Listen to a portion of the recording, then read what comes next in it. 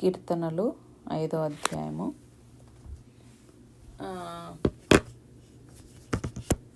So కీర్తనలు 5వ అధ్యాయంలో చూస్తే మనము దావీదు రాసిన కీర్తనలో కాంటెక్స్ట్ ఏంటి అంటే దీన్ని ఎట్లా ఎప్పుడు ఏ సిచ్యువేషన్లో ఏ సందర్భంలో ఇది రాశారు అనేది చూస్తే మనము మీకు చూసాం 4వ అధ్యాయం చూస్తే లాస్ట్ వచనంలో ఆయన నెమ్మదిగా అంటే ఆయన రాత్రిపూట సాయంత్రమున ప్రార్థన చేస్తున్నట్లుగా మనకి, ఎందుకంటే యెహోవా నెమ్మదితో పండుకొని నిద్రపోదును, నేను ఒంటరిగా ఉండినను, నీవే నన్ను సురక్షితముగా నివసింప చేదువు అని ఎక్కడుంది? కీర్తన 4వ అధ్యాయంలో 8వ వచనంలో ఉంది. సో ఈ ప్రార్థన ఏంటంటే ఇక్కడ అంటున్నాడు హెడ్డింగ్ లో 5వ అధ్యాయంలో మీరు పైన చూస్తే బైబిల్లో ప్రధాన గాయకునికి పిల్లన గ్రోవితో పాడదగినది దావీదు కీర్తన.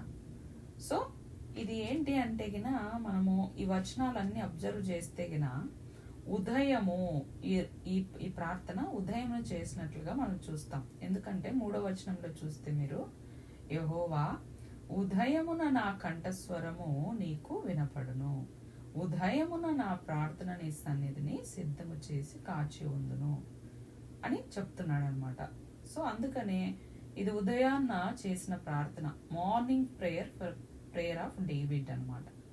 So a cry for guidance, God's guidance కోసము, దేవుడి డైరెక్షన్ కోసము, దేవుడి నడిపింపు కోసము, దేవుడి ప్రొటెక్షన్ కోసము, దేవుడి న్యాయం కోసము, జస్టిస్ అనమాట.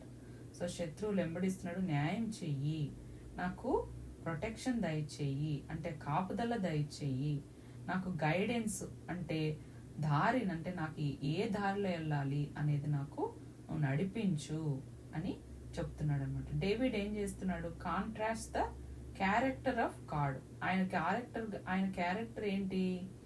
సో ఒకసారి గుర్తు చేసుకుంటున్నాడు అనమాట. మనం చూస్తే ఈ అధ్యాయంలో దేవుని క్యారెక్టరిస్టిక్స్ కొన్ని దావీదు మనకి చూపిస్తున్నట్లుగా తెలుస్తుంది. ఏంటంటే ఆయన పరిశుద్ధుడని, ఆయన నీతిమంతుడని, ఆయన న్యాయవంతుడని, ఇంగ్లీష్లో హోలీ అండ్ రైచియస్నెస్, అండ్ ఆయన జస్ట్ అంటే ఆయన పరిశుద్ధుడు, ఆయన నీతిమంతుడు, ఆయన న్యాయవంతుడు. సో ఇట్లా నేచర్ ఆఫ్ ద వికెడ్ ఎవరు వాళ్ళు అక్కడ చూస్తే ఎలాంటి వాళ్ళు ఉన్నారు అక్కడ? ఆయనని వెంటబడుతున్న వాళ్ళు ఏంటంటే వాళ్ళు డిసీట్ఫుల్, ప్రౌడ్, డిస్ట్రక్టివ్ అనమాట. సో వాళ్ళు ఏంటంటే వాళ్ళు డిసీట్ఫుల్ అంటే వాళ్ళు నన్ను మోసం చేసేవాళ్ళు, ప్రౌడ్ అంటే వాళ్ళకి చాలా గర్వం ఉంది. మరి అలాగా మరి ఈ సామ్ ఏంటంటే the heart of the psalm is this, like a God listens to those who seek him sincerely. ఎవరైతే మరి చాలా స్ట్రిక్ట్గా మరి హృదయపూర్వకంగా ఆయనని మరి వెతకని వాళ్ళు, వెతికే వాళ్ళకి దేవుడు తప్పకుండా మరి ఆయన మరి వింటాడు.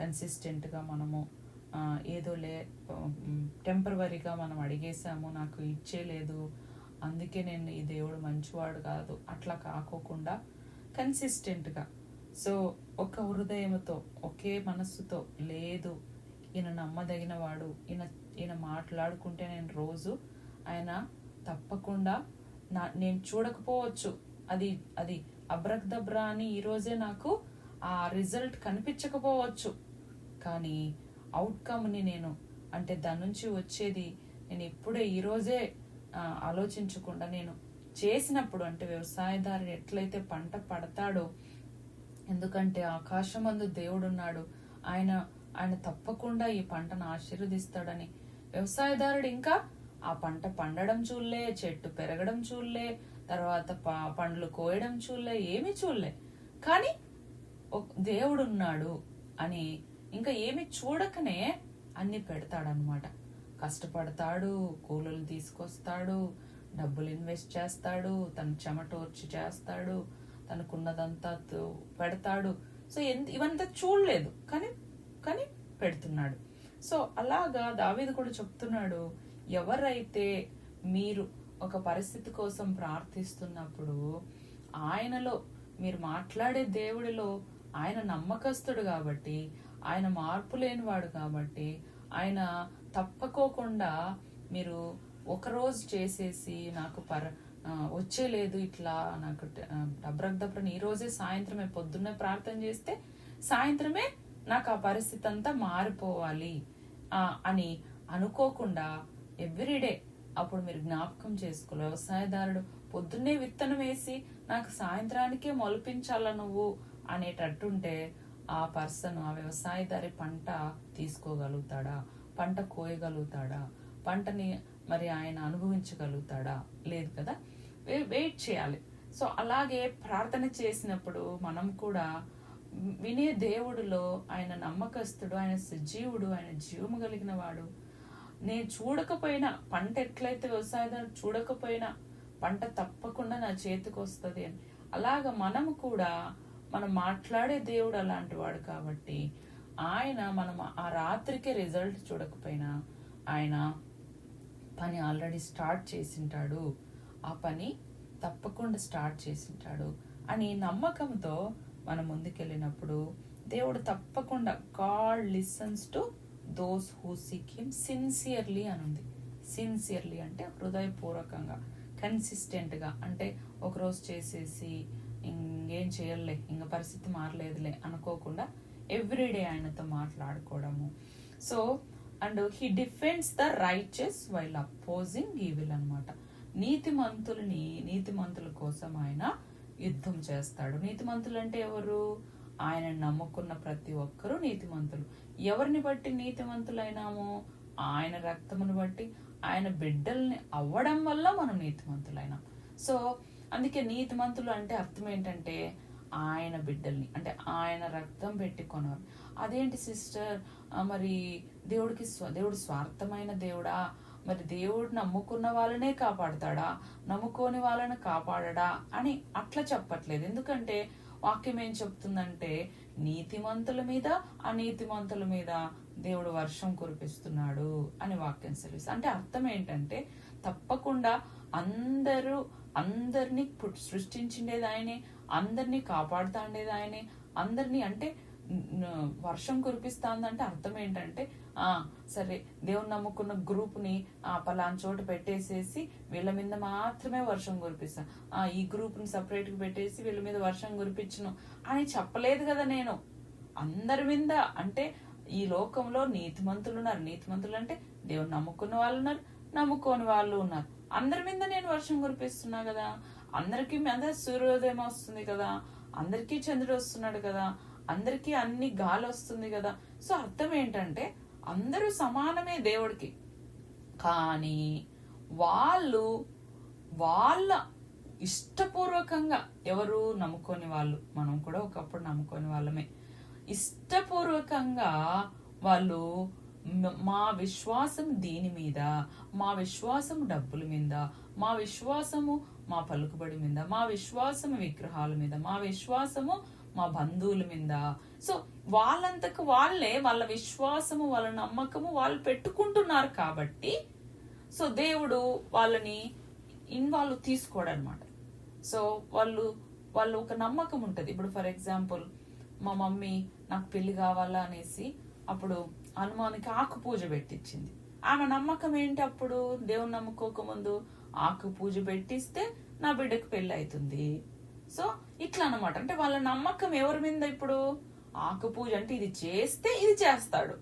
సో ఎంతసేపు ఏంటి, నేను కష్టపడడం అంటే ఏంటి, ఆకు పూజ అంటే ఏంటి, అవన్నీ చేయాలా, తీసుకురావాలా, అవన్నీ చేయాలా. అంటే అర్థం ఏంటంటే ఏదో ఒకటి నేను ఇస్తే గాని అక్కడి నుంచి నాకు ఫలితం రాదు, నేను ఒకటి చేస్తే గాని నాకు తిరిగి ఫలితం రాదు, అది అన్నమాట. సో వాళ్ళ నమ్మకం. సో అందుకే ఆ నమ్మకం మీద వెళ్తుంది లోకం. అందుకే సరే మీరే మీ అంతకు మీరే వెళ్తున్నారు కాబట్టి ఇంకా నేను మీరు అడిగే దానికి నేనేమి చేయను. ఎందుకంటే నేను చేసినా మీ విశ్వాసము నాకు హనుమానే చేశాడు, నాకు నా బంధువులే చేశారు, నాకు నా డబ్బులే కాపాడింది అని మీరు అనుకుంటున్నప్పుడు, ఇష్టపూర్వకంగా మీరు ఆ దారిలో వెళ్ళాలనుకుంటున్నప్పుడు నేను అడ్డు రాను, నేను చేయను, నేను ఇన్వాల్వ్మెంట్ తీసుకోను. సో ఇదో ఎవరైతే నా మీద విశ్వాసం ఉంచుతారో వాళ్ళ బాధ్యత నాది అని దేవుడు చెప్తున్నాడు అనమాట. అందుకని ఇక్కడ he defends the riches. And ఎట్లా అంటే ఆయన బిడ్డల పైన ఎవరైనా కానీ శత్రువులు వచ్చినప్పుడు ఆయన డిఫెన్స్ చేస్తాడంట. అంటే అర్థం ఏంటంటే ఆయన యుద్ధం చేస్తాడు వారి పక్షాన, వారిని కాపాడుతాడు. సో అని చెప్తున్నాడు అనమాట. సో ఇక్కడ చూస్తే మనకి 1-12 వరకు కీర్తనలు 5వ అధ్యాయము 1-12 వరకు మనం చెప్పుకుంటున్నాం. ఇప్పుడు కాంటెక్స్ట్ మనం చెప్పుకున్నాం ఇంతవరకు. కాంటెక్స్ట్ అంటే ఏంటంటే ఈ కీర్తన ఎవరు రాశారు, ఏ సందర్భంలో రాశారు, ఎందుకు రాశాడు దావీదు అనేది మనం ఇంతవరకు చెప్పుకున్నాం.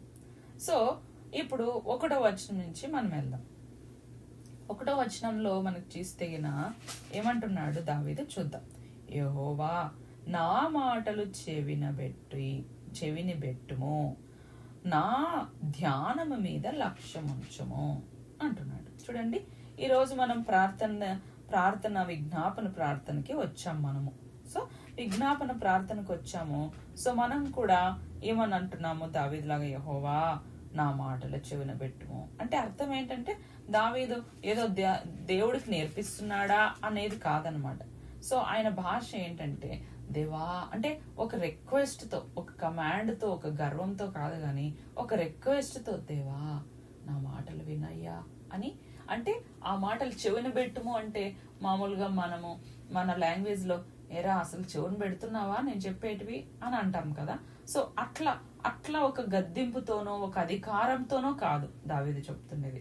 ఏమంటున్నాడంటే ఒక రిక్వెస్ట్, యెహోవా నా మాటలు చెవిన పెట్టయ్యా, నా ధ్యానం మీద లక్ష్యం ఉంచయ్యా అని ఒక రిక్వెస్ట్ గా ఆయన అడుగుతున్నాడు అనమాట.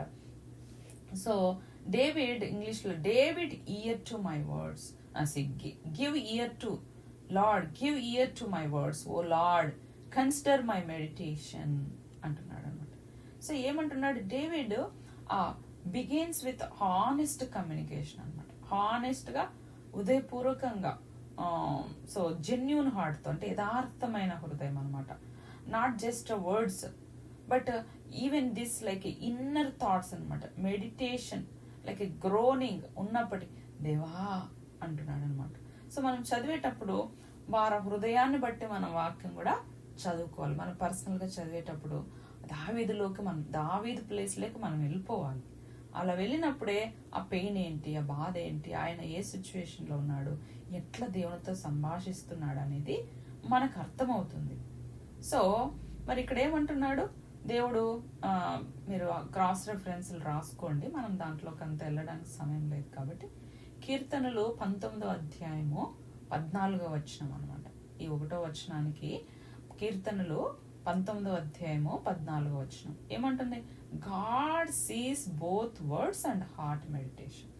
సో ఇక్కడ ఏమంటున్నాడు, ఇంగ్లీష్ లో ఏమంటుంది, దేవుడంట ఆయన నీ మాటలు చూస్తాడు, నీ హృదయము చూస్తాడు. సో నీ మాటలు ఎందుకు చూస్తాడు, మాట్లాడుతుంది సుభాష్ని. మరి ఈ మాటలు నిజంగా మాట్లాడుతుందా, లేదంటే ఈ గ్రూప్ లో వాళ్ళని మెప్పించడానికి మాట్లాడుతుందా, ఈ మాటలు హృదయపూర్వకంగా మాట్లాడుతుందా, లేదంటే తను మేకప్ చేస్తుందా, మేకప్ అంటే తను యాడ్ చేస్తుందా వర్డ్స్ ని, సొంత మాటలు మాట్లాడుతుందా అనేసి అంటున్నాడు అనమాట. ఒక్క నిమిషము, ఒక అమ్మాయి నాకు కంటిన్యూగా కాల్ చేస్తుంది, రీతు, మెసేజ్ పెడతా తనకి.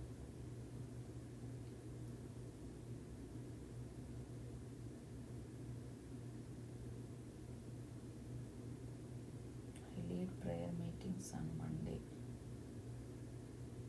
morning. I will be busy till 10:30. ఎందుకు చెప్తున్నానంటే మీరు వింటా అంటే నేను ఇక్కడ ఏం చేస్తున్నానో మీరు ఎంగేజ్ అవుతారని చెప్తున్నా. సో ఇక్కడ చూస్తే మనము మరి దేవుడు ఏంటి, మనుషులను చూసినప్పుడు, ఆ మాటలు చూసినప్పుడు దేవుడు both words and heart meditation చూస్తున్నాడు అనమాట. సో ఇక్కడ చూస్తే రోమా 8:26 చూసినా కూడా మనము the spirit understands even unspoken groaning. అంటే ఒకసారి మనము గ్రోనింగ్ అంటే ఏడుస్తుంటాం, బాధపడుతుంటాం, దుఃఖంలో ఉంటాం. అప్పుడు మనం ప్రార్థించలేం. You don't have to pray that time. God is not like that. అంటే సుభాష్ని, నీకెంత కష్టం వచ్చినా నువ్వు నాతో మాట్లాడితేనే నీకు సహాయం చేస్తాను. నువ్వు మాట్లాడలేదు కదా, నీ పాటికి నువ్వు ఏడ్చుకుంటున్నావు కదా, నీ సహాయం చేయను. అట్లా కాదు దేవుడు. ఒక తల్లిని మనం చూసినప్పుడు తల్లి ఎట్లా అంటే తల్లికి ఇచ్చిన ఆ బంధం ఇచ్చిన, మీరు ఒకసారి ఆలోచించండి. మన తల్లి మీరు కూడా ఒక తల్లి ప్లేస్ లో ఉన్నారు కదా. సో ఒకవేళ సుజాతకి అంకితకి ఇంకా మ్యారేజ్ మీరు మీ తల్లుల్ని జ్ఞాపకం చేసుకోండి. సో ఇప్పుడు ఏంటి, తల్లిగా మన ప్లేస్ లో ఉంటాం.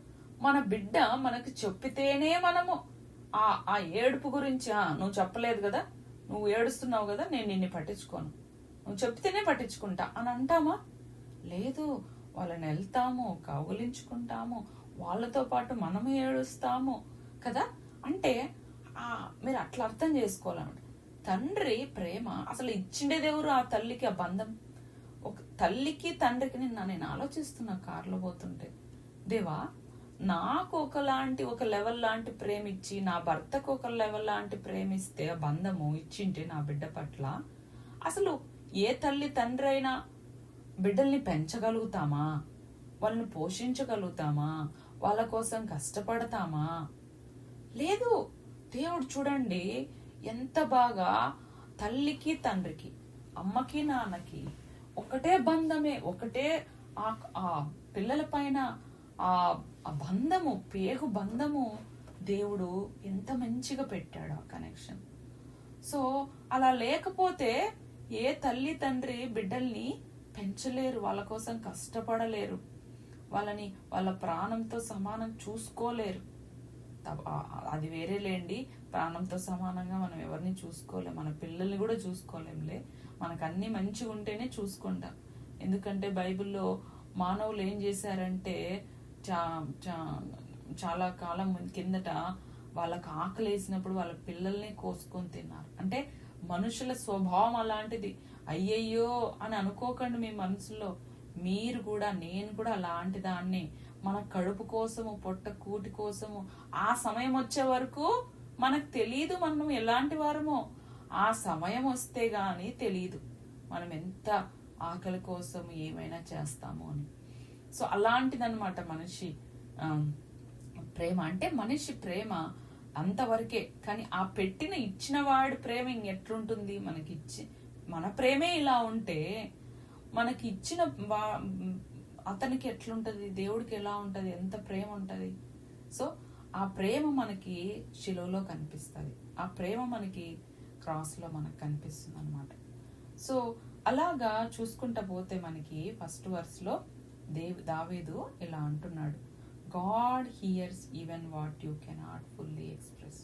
అందుకనే మనం గ్రోనింగ్ లో కూడా అలాగా ఏం ఎక్స్ప్రెస్ అంటే, మనం బాధలో ఉన్నప్పుడు ఎక్స్ప్రెస్ చేయలేనప్పుడు కూడా నీ హృదయముని చదివే దేవుడు, నీ హృదయమును వినే దేవుడు.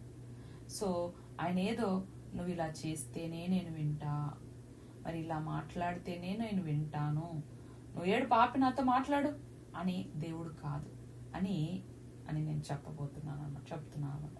2వ వచనం, నా రాజా, నా దేవా, నా అర్ధధ్వని ఆలకించుము, నిన్నే ప్రార్థించుచున్నాను. అంటే నీకే ప్రార్థించున్నాను అని అర్థం అనమాట. సో అర్థమే ఇక్కడ చూస్తే దావీదు ఎంత బాగా సంపాదిస్తున్నాడు, నా రాజా, నా దేవ. నాకు అసలు నేను దావీదు కీర్తనలో చదివినప్పటి నుంచి నాకు ఎంత ఇష్టం.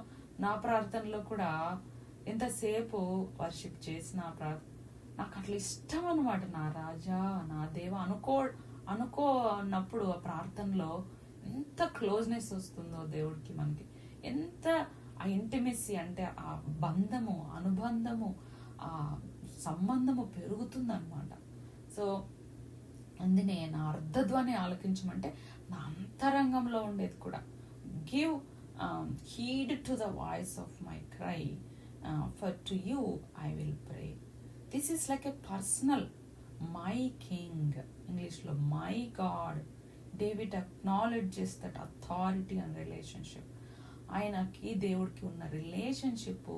మరి ఎప్పుడైనా కానీ అథారిటీ ఎప్పుడు వస్తుందో తెలుసా? అథారిటీ అంటే ధైర్యంగా, బోల్డ్గా ఎప్పుడు స్పీక్ చేస్తావో తెలుసా? నీకు దేవుడికున్న సంబంధం బట్టి నీకు ఆ ధైర్యం వస్తుంది, నీకు ఆ కాన్ఫిడెన్స్ వస్తుంది, నీకు ఆ బలం వస్తుంది. సో ఆ రిలేషన్షిప్ స్ట్రాంగ్గా ఉంటే మనము ఆ బోల్డ్నెస్తో మనం మాట్లాడగలుగుతాం అన్నమాట, ధైర్యంతో. అది మనకి దావీదులో కనిపిస్తుంది. మై కింగ్, మై లార్డ్ అంటే మై గాడ్, నా దేవా, నా రాజా, నా దేవా అని అంటున్నాడు అనమాట. ఆ రిలేషన్షిప్ దేవునికి ఆయనకి ఎంతో స్ట్రాంగ్గా ఉంది. అందుకనే ఆయన అంత ఇంటిమెసీతో, అనుబంధంతో ఆయన దేవునితో సంభాషిస్తున్నాడు. సో మనం కీర్తనలు 34:17 క్రాస్ రెఫరెన్స్గా చూస్తే, the Lord hears the cry of the righteous. నీతిమంతులు కన్నీరు పెట్టుకున్నప్పుడు దేవుడు వింటాడు, వినే దేవుడు. ఆయన బిడ్డలుగా ఆయన మీద విశ్వాసం ఉంచిన వాళ్ళని ఎప్పుడు కూడా త్రోసివేసే దేవుడు కాదు.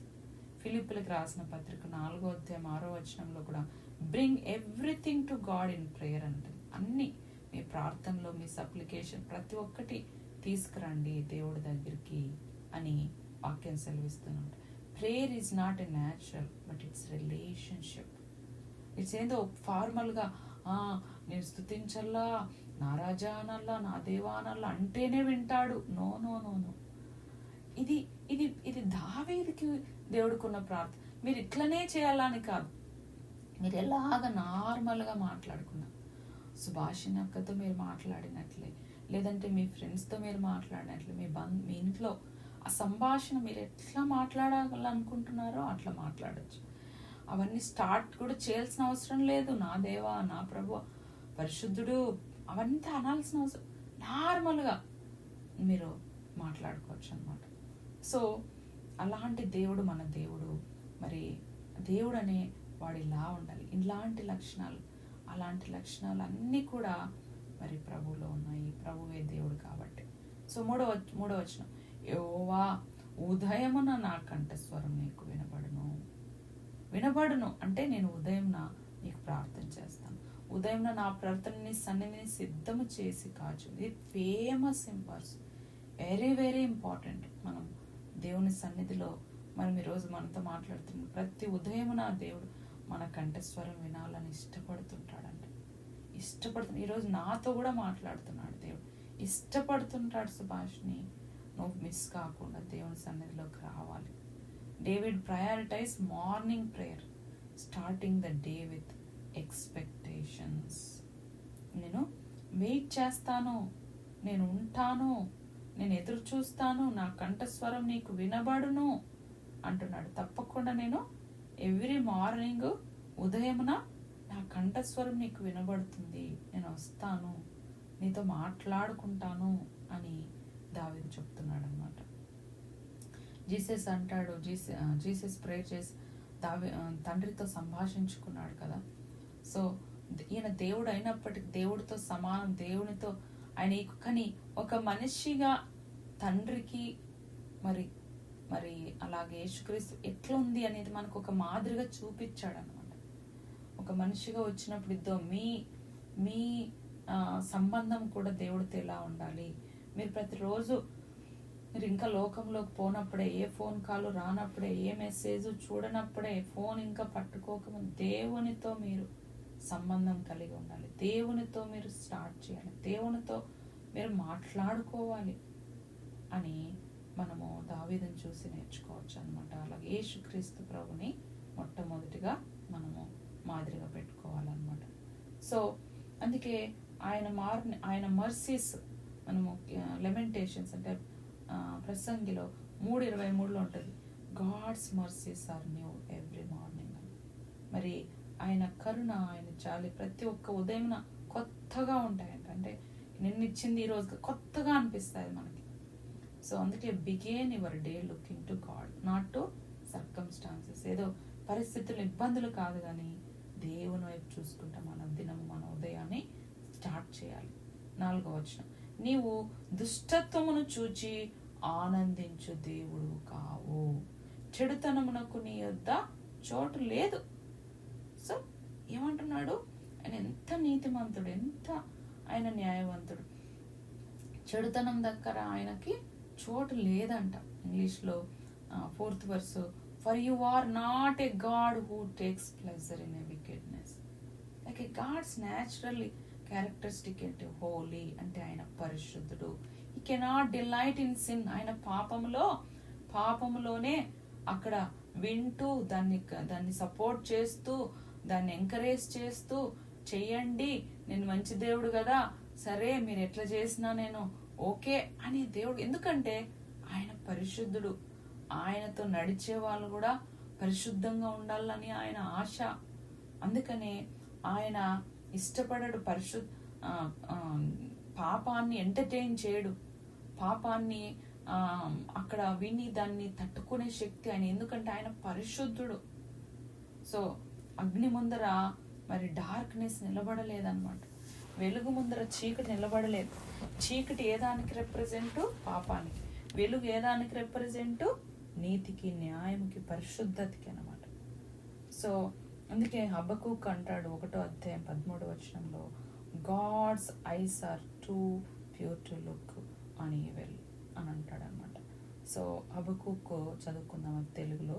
హబక్కూక్ 1:13 వచనం. హబక్కూక్ 1:13 వచనం. హబక్కూక్ 1:13 వచనం. నీ కనుదృష్టి దుష్టత్వము చూడలేనంత నిష్కలంకమైనది కదా దేవా, బాధించువారు చేయు బాధను నీవు దృష్టింపజాలవు కదా, కపటులను నీవు చూచియు దుర్మార్గులు తమ కంటే ఎక్కువ నీతిపరులను నాశనము చేయగా నీవు చూచి ఎందుకు ఊరుకున్నావు అంటున్నాడు అనమాట. అంటే హబక్కూకు, నువ్వు ఇలాంటి దేవుడివి, ఇంత గొప్ప దేవుడివి, మమ్మల్ని మరి మా పైన ఈ శత్రువుల్ని ఎందుకు మీరు వాడుకుంటున్నారు, ఎందుకు ఈ సమయంలో వీళ్ళని అంటే ఆ కాంటెక్స్ట్ ఏంటంటే హబక్కూకులో మరి చాలా వికెడ్ పీపుల్, అంటే మరి చెడుతనాన్ని వెంబడించే వాళ్ళని దేవుడు వాడుకొని తన బిడ్డల్ని సరిచేస్తాడనమాట. హబక్కూకు తెలీదు, అమ్మో ఇట్లా చెడుతనం చేసే వాళ్ళను కూడా వాడుకొని తన బిడ్డల్ని సరిచేస్తాడా అనేది హబక్కూకు తెలియదు అనమాట. అందుకనే దేవుడు వాడుకోవడం అంటే అర్థం ఏంటంటే, మన పాపమే, వాళ్ళ డిసొబీడియన్సే శత్రువులనికి ఆహ్వానం ఇస్తానమాట. సో శత్రువు వస్తున్నాడు అన్నప్పుడు మనం ఏం చేసుకోవాలి? పులి వస్తుంది ఇంట్లోకి అంటే మనం డోర్లు వేసుకోకుండా తెరిచిపెట్టుకుంటామా? కాదు కదా, వేసుకోవాలి. సో అలాగా వీళ్ళు వాళ్ళలోకి పాపం అంటే ఏంటంటే వాళ్ళ ఆలోచనలు, పాపం వల్ల హృదయం అంచుల్లో ఉంది, దాన్ని హృదయంలో స్వీకరించి వాళ్ళు పాపంలోనే జీవిస్తున్నారు. కాబట్టి వాళ్ళకు బుద్ధి చెప్పడానికి, దేవుడు తన బిడ్డలకు బుద్ధి చెప్పడానికి శత్రువుల్ని వాడుకున్నాడు. వాడుకోవడం అంటే వాళ్ళు వీళ్ళ పైన ఎంతో శత్రుత్వం పెంచుకున్నారు, దాన్ని ఆపలేదు దేవుడు, దాన్ని అడ్డుకోలేదు. ఎందుకంటే తన బిడ్డలు కూడా పాపాన్ని ప్రేమిస్తున్నారు. మరి పర్మనెంట్ గా అడ్డుకోలేదా? పర్మనెంట్ గా వదిలిపెట్టేశాడా? లేదు. కొద్ది రోజులు వాళ్ళ బుద్ధి వచ్చే వరకు మరి వదిలిపెట్టాడనమాట. సో అలాగా హబక్కూకు చెప్తున్నాడు, నువ్వేమో ఇలాంటి దేవుడు కదా, మరి ఎందుకు ఈరోజు మమ్మల్ని ఇట్లా వస్తుంటే శత్రువులు ఎందుకు ఊరికే ఉన్నావు? నువ్వు శిక్షించచ్చు కదా, ఎందుకు వీళ్ళని వాడుకుంటున్నావు అని హబక్కూకు అడుగుతున్నాడు. నువ్వేమో ఇలాంటి దేవుడు కదా, నీకు ఇలాంటి లక్షణాలు ఉన్నాయి కదా, నువ్వు దుష్టత్వం చూడలేవు కదా, మరి నువ్వు నిష్కలమైన వాడు కదా, మరి ఎందుకు నువ్వు ఈరోజు వీళ్ళు వస్తున్నప్పటికీ నువ్వు ఆపట్లేదు అని అక్కడ సంభాషిస్తున్నాడు హబక్కూకు. సో అలాగా చూస్తే మనం, కానీ దేవుడు పరిశుద్ధుడు, ఆయన పరిశుద్ధుడు. అందుకని నేను పరిశుద్ధుడు గనక మీరు పరిశుద్ధులుగా ఉండండి అంటున్నాడు అనమాట. God is light, no darkness in him. దేవుడు వెలుగు, ఆయనలో చీకటి ఎంత మాత్రము లేదని 1 యోహాను 1వ అధ్యాయం 5వ వచనంలో చూస్తాం. God's character defines what is right. ఆయన క్యారెక్టర్ అనేది ఎంత డిఫైన్స్ చేస్తుందంటే, మరి ఎంత గొప్ప దేవుడు అంటే అంత గొప్ప దేవుడు. 5వ వచనం, డాంబికులు నీ సన్నిధిని నిలవలేరు. డాంబికులు అంటే బోస్ట్ఫుల్ పీపుల్ అనమాట. బోస్ట్ఫుల్ పీపుల్ అంటే నేనే గొప్పదాన్ని, నాన్ని చూడండి, నేను చేసింది చూడండి. బోస్టింగ్ అనమాట, అంటే వాళ్ళ గురించి వాళ్ళు హెచ్చించుకోవడం. అట్లాంటి వాళ్ళు దేవుని సన్నిధిన నిలబడలేరు. So you hate all workers of iniquity. డాంబికులు నీ సన్నిధిన నిలవలేరు. పాపము చేయవారందరూ నీకు అసహ్యులు అని దావీదు దేవుడి క్యారెక్టరిస్టిక్స్ ని చెప్తున్నాడు అనమాట. Pride and sin cannot stand before God's holiness అని చెప్తున్నాడు అనమాట. సో ఇక్కడ గాడ్ రిజిస్ట్ ద ప్రౌడ్ అని ఉంటుంది. మరి తగ్గింపుగా ఉన్న వాళ్ళకి, దీనులకి దేవుడు కృప చూపిస్తాడని, గర్విష్ఠులకి ఆయన ఆయన త్రోసివేస్తాడని వాక్యం సెలవిస్తుంది యాకోబు పత్రిక 4:6. సో మరి చూస్తే గిన మరి హ్యూమిలిటీ మ్యాటర్స్ అనమాట డీప్లీ బిఫోర్ గాడ్. తగ్గింపుతనం అనేది దేవుడు ముందర ఎంతగానో అవసరం అనమాట. 6వ అబద్ధమాడు వారిని నీవు నశింపచేయదు, కపటము చూసి నరహత్య జరిగించువారు యెహోవాకు అసహ్యులు. అబద్ధమాడు వారిని నీవు నశింపచేయదు, కపటము చూసి నరహత్య జరిగించువారు యెహోవాకు అసహ్యులు. You shall destroy those who speak falsehood. Falsehood అంటే అబద్ధం చెప్పేవారు నశింపజేస్తావు. కపటంగా చూసి నరహత్య జరిగించువారు యెహోవాకు అసహ్యులు. God opposes lying, deceit and violence. So సామెతలు 12:22 చూస్తే lying lips are an abomination అని ఉంటుంది. చదువుకుందాం ఒకసారి. సామెతలు 12:22. సామెతలు 12:22. సామెతలు 12:22. అబద్ధమాడు పెదవులు యెహోవాకు హేయములు, సత్యవర్తనులు ఆయనకు ఇష్టులు. సామెతలు 12:22. అబద్ధమాడు పెదవులు యెహోవాకు హేయములు, సత్యవర్తనులు ఆయనకు ఇష్టలు. ఎంత బాగుంది చూడండి. సో అందుకే మనము ఒకటి మిస్టేక్గా మనం చెప్పినప్పటికీ ఏదైనా వెంటనే పరిశుద్ధాత్మ దేవుడు ఈ వచనాన్ని మనకి జ్ఞాపకం చేసినప్పుడు, అమ్మో దేవునితో నా సంబంధం, దేవునితో నా రిలేషన్ బాగుండాల, దేవునితో నా సంబంధము పోగొట్టుకోకూడదు, నా పాపాన్ని, నా విధేయతని, నాకు ఈ అబద్ధం చెప్పాలనే ఆశ పుడుతుంది కదా, అది నా తండ్రికి దూరం చేస్తుంది నన్ను అనేది మనం గుర్తుపెట్టుకొని, దూరం అంటే ఆ ఎడబాటు అనమాట. ఎడబాటు కూడా మనం కొంతసేపు తట్టుకోలేము మన తండ్రితో. అందుకనే మనము ఆ ఎడబాటు మనల్ని ప్రేమించి మనం ప్రేమించిన దేవుడితో మనం ఎడబాటు మనం తట్టుకోలేము. అందుకనే మనము ఆయనతో సంబంధం, ఆయనతో సహవాసం, ఆయన ప్రేమ అన్ని కోసం ఇవన్నీ వదులుకోవడము ఎంతగానో తండ్రులు అంట. ఆ వదులుకోవడం ఎందుకంటే అవి this is are not worth it before God. అవి మనకి మంచివి కాదు, అవి పెంటతో సమానం అన్నమాట ఇవన్నీ. సో అందుకనే ఆయన నా తండ్రి పరిశుద్ధుడు, ఆయనతో నేను నడుస్తున్నాను కాబట్టి ఇవన్నీ నాకు హేయములు, అసహ్యములు అనేది మనం చూసుకోవాలన్నమాట. సో అందుకే ఇక్కడ అంటుంది ప్రకటన గ్రంథము 21:8 చూద్దాం. ప్రకటన గ్రంథము 21:8. ప్రకటన గ్రంథం 21:8. పిరికివారును, అవిశ్వాసులను, అసహ్యులను, నరహంతకులను, వ్యభిచారులను, మాంత్రికులను, విగ్రహారాధకులను, అబద్ధికులు అందరును అగ్ని గంధకములతో మండు గుండములో పాలు పొందుదురు. ఇది 2వ మరణము. ఎవరెవరంట దేవుని తీర్పు ముందర నిలబడతారు. తీర్పు అనేది ఉంటుంది. ఇప్పుడు జడ్జి ముందర ఎట్లయితే ఒక దొంగ పోయి నిలబడతాడో అది తీర్పు అంటే. బోన్లో నిలబడతాడు కదా జడ్జి ముందర, అది తీర్పు అంటే. అట్లాంటి తీర్పు అట్లాంటిది ఉంటుంది అనమాట మనకు కూడా. సో మనకే కాదు, ప్రతి మనిషికి, నమ్ముకున్నవాడికి నమ్ముకున్నవాడికి.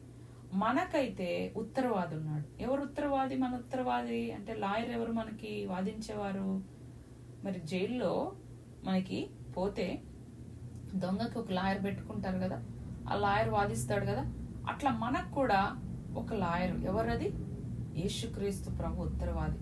ఇద్దరు సుభాషిని బోన్లే సుభాషిని కోసము మనం రక్తం పెట్టామని తండ్రి కుమారుడు, మరి కుమారుడు ఉత్తరవాదిగా దేవుడే ఆయన, కానీ మన పక్షాన ఉత్తరవాదిగా ఆయన మారాడనమాట. ఆయన రక్తం చిందించాడు కాబట్టి మనిషిగా మన కోసం వచ్చాడు.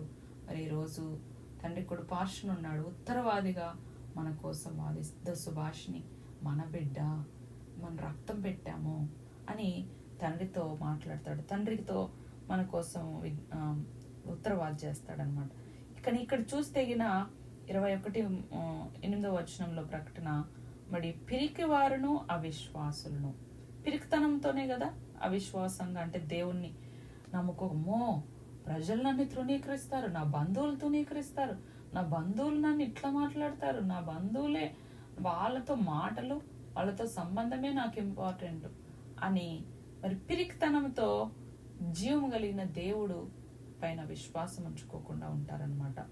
అలాంటి వాళ్ళు అసహ్యులను, నరహంతకులు, వ్యభిచారులు, మాంత్రికులు అంటే ఈ మంత్రాలు కట్టే వాళ్ళు, పూజలు చేసి మరి ఎంతో మంది మనుషుల్ని మభ్యపెట్టే వాళ్ళు, వీళ్ళంతా పొట్టకూడి కోసం ప్రజల్ని మరి వాళ్ళని వాడుకునే వాళ్ళు, విగ్రహారాధకులు, మరి అబద్ధికులు అందరూ అగ్నిగంధకం అంటే నరకం అన్నమాట, మండు గుండములో పాలు పొందుతారంటే పార్టిసిపేట్ చేస్తారంటే దాంట్లోకి వెళ్తారు. ఇది 2వ మరణం.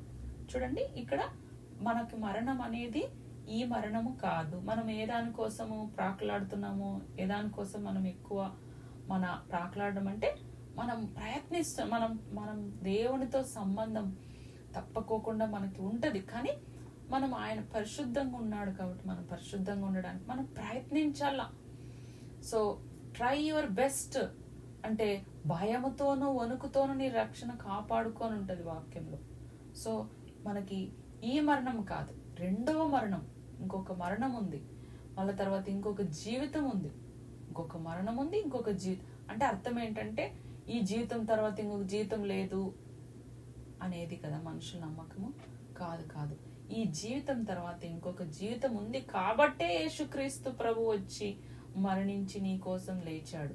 అది ఎంత, ఇంకొక జీవితం ఉంది అనేది ఎంత నిజమైతే మరి దేవుడు ఒక మనిషిగా రావాలంటే దేవునికి రూపం లేదు, కన్నులు లేవు, ఇవన్నీ లేవు, స్పిరిట్, ఆత్మ. వాక్యం ఏం చెప్తుందంటే దేవుడు ఆత్మై ఉన్నాడు, అందుకే ఆయన ఆత్మతోనూ సత్యముతో ఆరాధించాలి. ఆ ఆత్మ దేవుడే మనిషిగా వచ్చాడు. మనిషిలోకి ఆ ఆత్మ రావడం వల్ల మనిషి రక్తం ఉంది, మనిషి రక్తం చిందించవచ్చు, శరీరంలోకి రాకుండా రక్తం చిందించలేడు. అందుకనే మహాసింహాసనం పైన కూర్చున్న దేవుడు, సింహాసనం పైన పరిశుద్ధుడని దేవదూతలతో ఆరాధించబడుతున్న దేవుడు ఆ మహిమ సింహాసనాన్ని వదిలిపెట్టి ఎంతగా తగ్గించుకున్నాడంటే శిలువ మరణం పొందినంతగా తగ్గించుకున్నాడని. ఎందుకు? మనిషి కోసం, నీ కోసం, నా కోసం. ఇక్కడ 2వ మరణం ఉంది, అదేంటంటే నరకం. సో నిత్య జీవానికి వెళ్ళలేని వాళ్ళందరూ కూడా ఈ 2వ మరణానికి పాత్రలు, ఈ 2వ మరణానికి వెళ్తారు. యేసుక్రీస్తు ప్రభుని నమ్ముకొని ప్రతి వ్యక్తి. ఎందుకంటే అదేంటి న్యాయమా సిస్టర్, అది ఎట్లా సిస్టర్ అంటే, మరి దేవుడు ఒక మనిషికి బుద్ధి, జ్ఞానము, మరి నిర్ణయించుకునే ఆలోచన ముందర ప్రతి ఒక్కటి పెట్టాడు. ఏది మంచిది, ఏది చెడుది అని చూసుకుని వాళ్ళకి స్వతంత్రత ఇచ్చాడు. ఏ దారిలో వెళ్ళాలి, నేనే మార్గం అంటున్నాడు.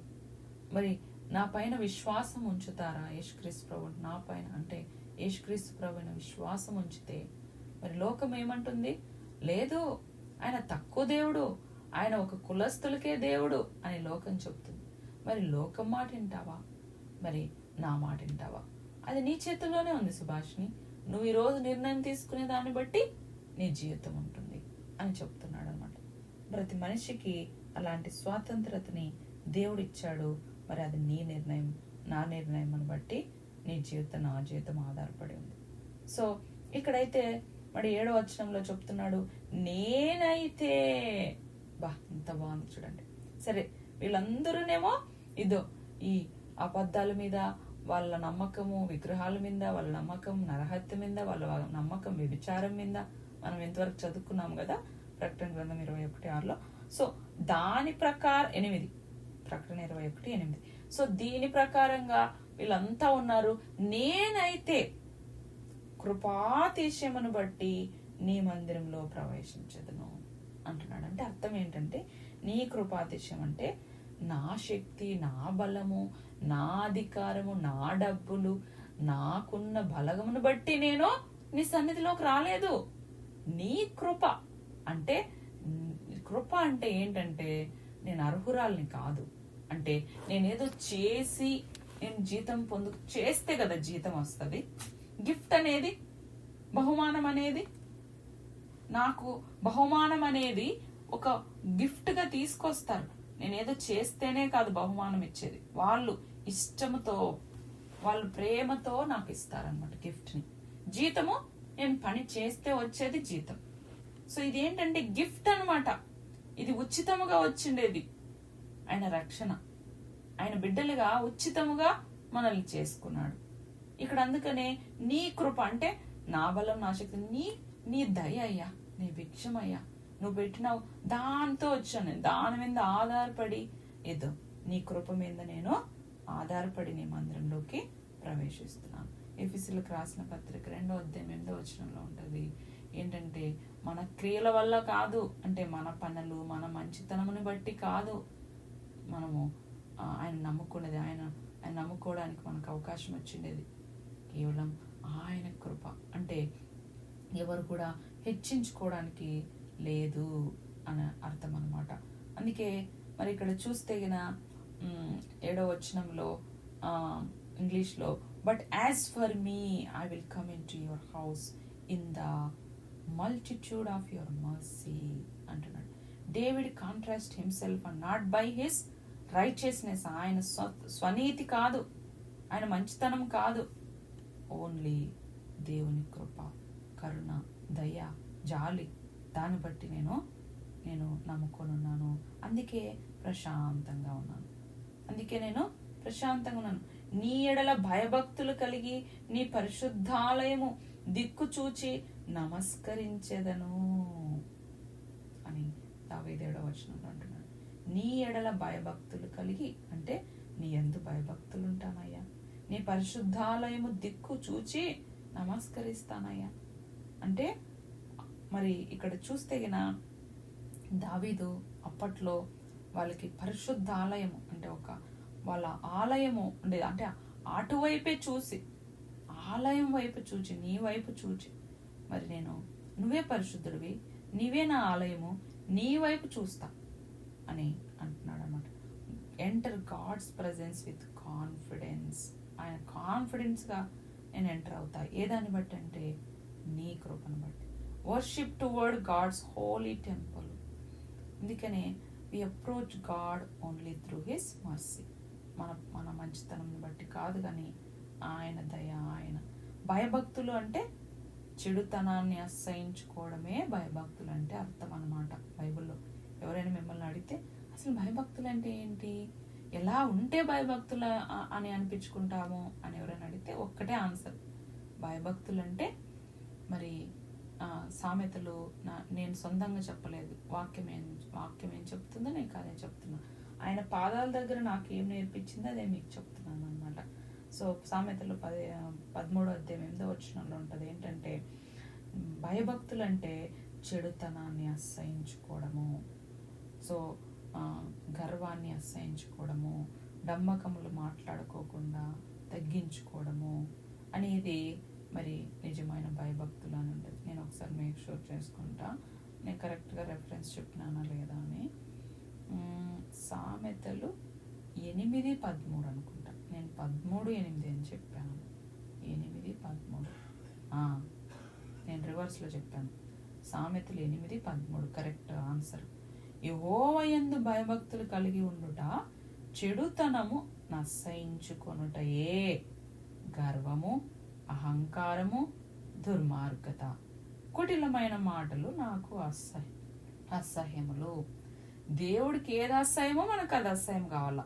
దేవుడికి ఏది ఇష్టమో అది మనకి ఇష్టం కావాలి. అది ఎక్కడ తెలుస్తుంది? వాక్యంలో. అందుకే బైబిల్ చదవాలి. బైబిల్లో ఉంటుంది అనమాట. ఎందుకంటే బైబిల్ అంతా కూడా ఆయన హృదయమే. బైబిలే హృదయము, హృదయమే బైబిల్. సో అందుకనే మనము వాక్యము, యోహాను సువార్త 1:1 ప్రకారము వాక్యమే దేవుడై ఉన్నాడు అంటున్నాడు. వాక్యం దేవుడే వాక్యం, వాక్యమే దేవుడు. సో అందుకనే బైబిల్ ఎందుకు చదవాలంటే ఆయన మనతో బైబిల్ వాక్యం ద్వారా మాట్లాడతాడు. ఆ మాటలన్నీ కూడా దేవుని మాటలు అనమాట.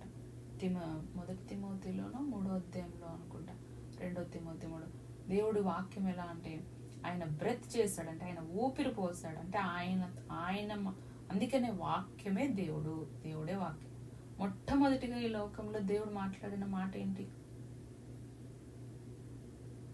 ఆదికాండంలో ఫస్ట్ చాప్టర్ లో ఉంది కదా, మొట్టమొదటిగా దేవుడు నోటి నుంచి వచ్చిన మాట అది వెలుగు కలుగును గాక 3వ వచనంలో ఉంటుంది చూడండి. ఆయన నోటి నుంచి వచ్చిన మాట అంటే ఆ మాట ఏంటంటే ఇవన్నీ దేవుని మాటలే, కానీ దేవుడు ఒక మాట మాట్లాడు, వెలుగు కలుగును గాక అంటే వెలుగు కలిగింది. శూన్యములో సృష్టిని, శూన్యములో వెలుగుని అంటే డార్క్నెస్ లో వెలుగు కలుగును గాక. మనకు అక్కడ ఒక్కొక్క మాట మాట్లాడుకుంటూ వస్తాడు కదా దేవుడు. అక్కడ ఫస్ట్ మాట వెలుగు కలుగును గాక అనేది మాట్లాడాడు. సో అలాగా దేవుడు మనకి భయభక్తులు అని అంటే ఎక్కడని చూస్తే మరి ఇక్కడ దావీదు అంటున్నాడు భయభక్తులు అంటున్నాడు.